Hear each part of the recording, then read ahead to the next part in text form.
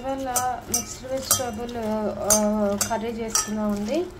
దానికి నేను ఏం చేశానంటే కాలీఫ్లవరు, క్యాబేజ్, క్యాప్సికమ్, క్యారెట్, ఒక చిన్న పొటాటో కట్ చేసుకున్నాను ముక్కల కింద. వాటర్లో వేసి నీట్గా క్లీన్ చేసుకున్నాను. అలాగే ఒక పెద్ద టమాటా, అలాగే ఒక ఆనియన్ కట్ చేసుకున్నాను. కొంచెం కర్రీ లీవ్స్, ఒక పచ్చిమిరపకాయ కట్ చేసుకున్నానండి. సో మనం ఇప్పుడు ఒక తవ పెట్టుకుని ఆయిల్ యాడ్ చేసుకుని అందులో మినపప్పు, శనగపప్పు, ఆవాలు, కొంచెం జీలకర్ర పావు స్పూన్ వేసుకున్నానండి. వేసుకుని వేయించుకున్నాను. పోపు వేగింది కదా, ఇప్పుడు వేగిన వెంటనే ఇందులో మనం ఉల్లిపాయలు, టమాటా ముక్కలు వేసేసుకున్నాం, కరివేపాకును.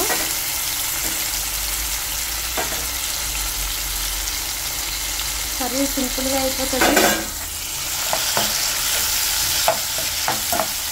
టేస్ట్ బాగుంటుందండి.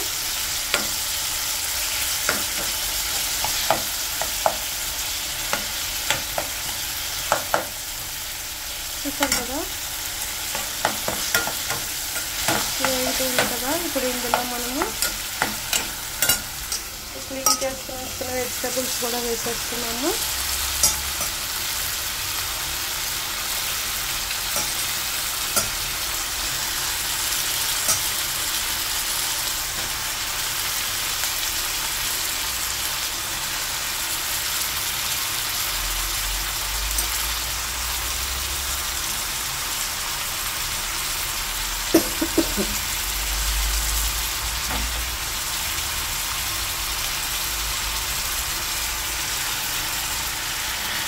బాగా కలుపుకోవాలండి. కలుపుకొని కొంచెం సాల్ట్ యాడ్ చేసుకోవాలి.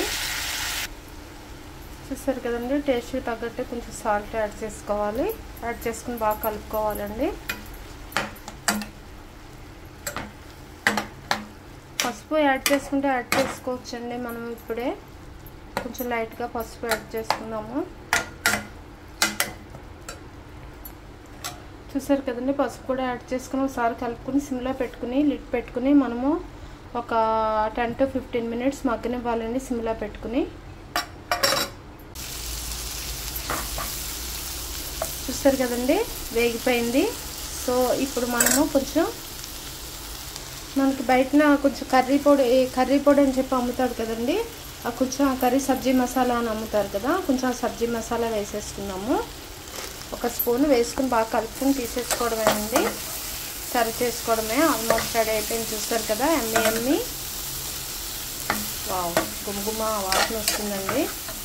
వెజిటేబుల్ కర్రీ రెడీ అయిపోయింది. చపాతీస్కి, రైస్కి అన్నిటికి బాగుంటుంది. తప్పకుండా ట్రై చేయండి. లైక్ చేయడం మాత్రం మర్చిపోవద్దు, షేర్ చేయడం మాత్రం మర్చిపోవద్దు. థ్యాంక్ యూ అండి. Thank you for watching. చూస్తారు కదా, అమ్మీగా రెడీ అయిపోయింది. Thank you.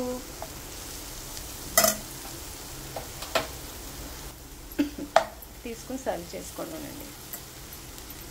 ట్రై చేయడం మాత్రం మర్చిపోవద్దు. Okay, thank you.